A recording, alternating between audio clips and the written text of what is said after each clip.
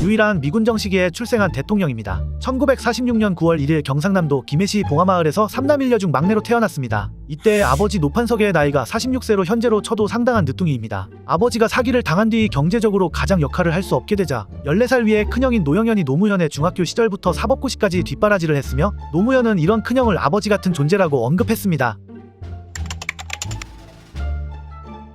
김대중과 함께 유의한 고졸 출신 대통령입니다. 김대중은 이전 영상에 언급했듯이 일제의 강제징용을 피하기 위해 일부러 대학에 가지 않은 것이고 노무현은 가난한 가정형편으로 인한 어쩔 수 없는 선택이었습니다. 가정형편으로 인해 인문계 고등학교에도 가지 못했고 부산상고에 장학생으로 입학해 학업을 마쳤습니다.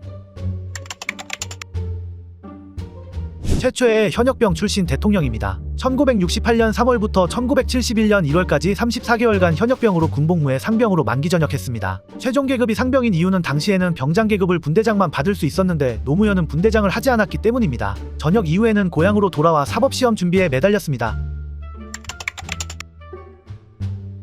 1973년 28살의 나이로 2살 연하의 권양숙과 결혼했습니다. 둘은 같은 초등학교를 졸업한 인연이 있었습니다. 결혼 후에도 고시생의 신분이었기 때문에 권양숙이 생계를 책임지며 고시 뒷바라지를 했습니다. 결국 1975년 30살의 나이에 17회 사법시험에 합격했습니다. 한편 노무현은 2002년 출간한 자서전을 통해 아내에게 가정폭력을 휘둘렀던 사실을 고백했으며 후회한다고 밝혔습니다.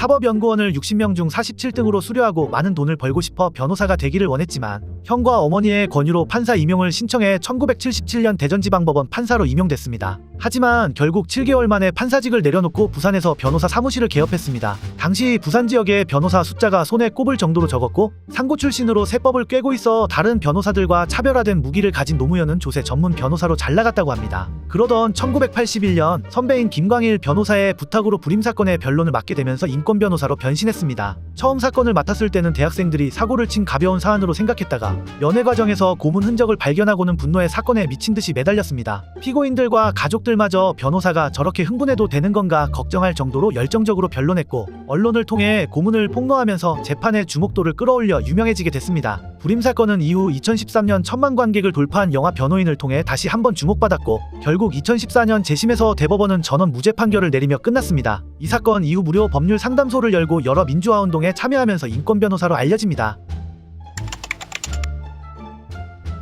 인권 변호사로 유명해진 노무현을 주목한 김영삼의 제1호 1988년 통일민주당에 입당했습니다. 같은 해 4월 열린 제13대 국회의원 선거에서 부산 동구에 출마해 전두환 정권 시절 3어라고 불리는 실세였던 허삼수를 꺾고 당선됐습니다. 이후 오공청문회 위원으로 선정대에 참여하면서 일약 청문회 스타가 됐습니다. 하지만 이후 3당 합당에 반대하며 김영삼의 곁을 떠나 김대중과 함께하게 됐습니다. 역대 대통령 최초로 공식 팬클럽을 가졌습니다. 2000년 열린 16대 총선에 부산 북구 강서구 을에 출마한 노무현이 허태열 한나라당 후보의 네거티브 전략으로 패배하자 이를 안타깝게 여긴 지지자들이 인터넷을 통해 만든 팬클럽이 바로 노사모입니다. 당시 허태열은 살림살이 나아지셨다는 분들은 전라도에서 오셨나? 전라도당인 민주당에서 영남 출신이면서 차기 대권주자 운운하는 얼빠진 사람이 있습니다. 등 노골적으로 지역 감정을 자극해 선거에서 승리했고 이로 인해 노사모는 지역주의 타파를 기치로 내걸었습니다.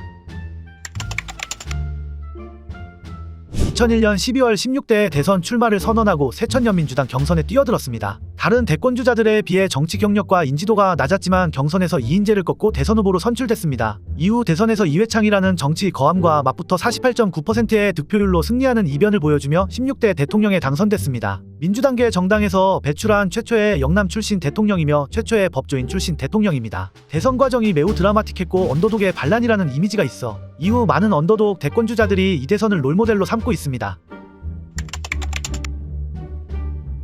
과거사를 정리하기 위한 노력을 많이 했습니다. 취임 첫 해인 2003년 10월 31일 제주 4.3 사건에 대해 처음으로 대통령으로서 국가 차원의 사과를 전했습니다. 또 일제강점기의 피해와 친일파를 파헤치기 위한 위원회를 출범시키고 친일진상규명특별법을 제정해 국가 차원에서 과거 친일 세력을 밝히고 규정하려는 노력을 했습니다. 하지만 여야 관계없이 조상이 친일행위에 연루되는 민감한 상황이 벌어지며 친일인 명사전에 수록된 인물들 중 상당수를 친일인사로 규정하지 못하는 한계를 보여주기도 했습니다. 2005년에는 진실, 화해를 위한 과거사정리위원회를 출범시켜 한국전쟁 당시 양민학살, 보도연맹 학살 사건 등 국가가 개입한 것으로 의심돼 그동안 금기시됐던 사건들을 조사하여 뒤늦게나마 피해자들에게 보상하는 노력을 했습니다. 노무현 정부 들어 처음으로 주 5일제가 실시되었습니다. 2004년 7월 공공기관을 대상으로 시범적으로 시행되었고 2005년부터 교육기관과 군부대 300명 이상 기업체에 도입되며 점점 확대되었습니다. 기업을 중심으로 반대 의견도 만만치 않았지만 결국 주 5일제는 성공적으로 정착하며 근로자들의 삶의 질 향상, 내수 경제의 활성화에 크게 기여했다고 평가받고 있습니다.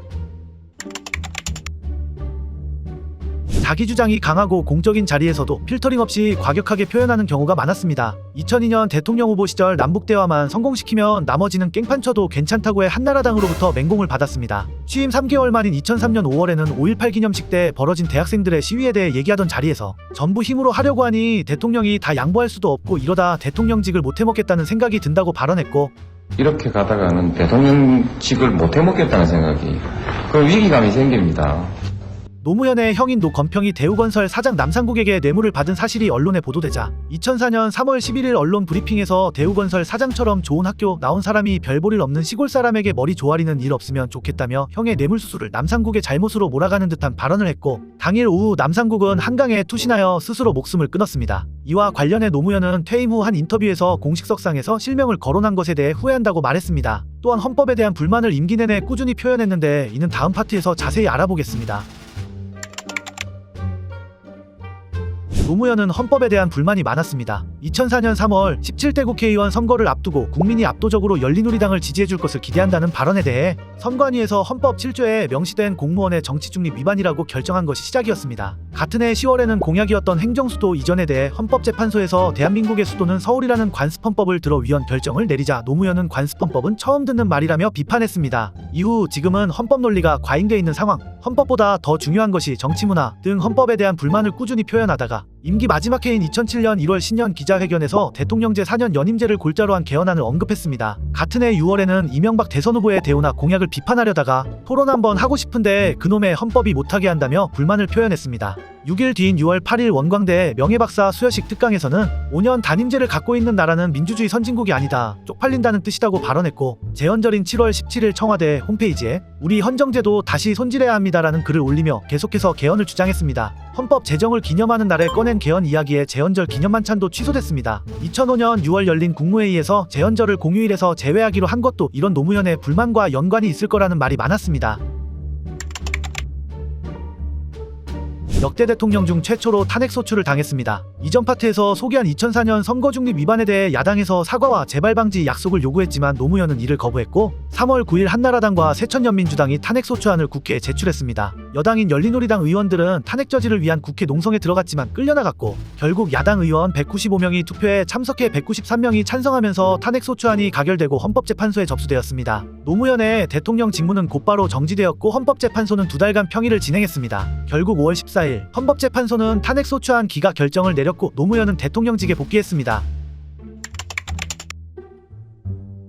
대선 후보 시절부터 부정부패 척결을 주장하며 자신이 대통령이 되면 친인척 비리는 없을 것이라 공언했습니다. 하지만 측근은 물론 친형과 영부인까지 비리가 드러나며 도덕성에 타격을 입었습니다. 박연차 태광실업 회장이 정계 인사들의 무차별적으로 뇌물을 살포한 것으로 드러났는데, 노무현의 조카 사위 연철호가 500만 달러, 부인 권양숙이 100만 달러, 딸 노정현이 40만 달러 등 총 640만 달러를 받은 것이 밝혀졌고, 형 노건평은 뇌물 수수에 횡령까지 더해지며 실형을 선고받았습니다. 노무현은 가족의 비리 연루 사실을 시인했고 결국 이후 스스로 목숨을 끊는 발단이 됐습니다.